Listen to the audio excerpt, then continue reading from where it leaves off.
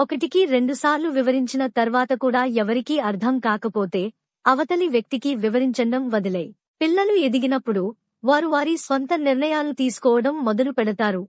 వారి వెనుకాల పడడం వదిలేయ్. కొంతమంది వ్యక్తులతో మన ఆలోచనలు కలుస్తాయి. ఒకరిద్దరితో కనెక్ట్ కాకపోతే అటువంటి వాళ్లను వదిలేయ్. ఒక వయస్సు తర్వాత ఎవరూ మిమ్మల్ని పట్టించుకోకపోతే లేదా మీ వెనుక ఎవరైనా మీ గురించి తప్పుగా మాట్లాడుతుంటే దానిని మనసులో పెట్టుకోకుండా వదిలేయ్. మన చేతుల్లో ఏమీ లేదు.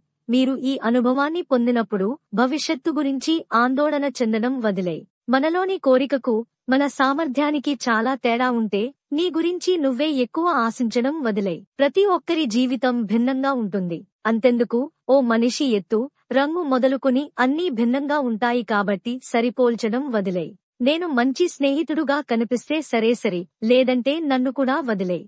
వృద్ధాప్యంలో జీవితాన్ని ఆస్వాదించండి. రోజువారీ పేరుకుపోయిన ఖర్చుల గురించి చింతించడం వదిలేయ్.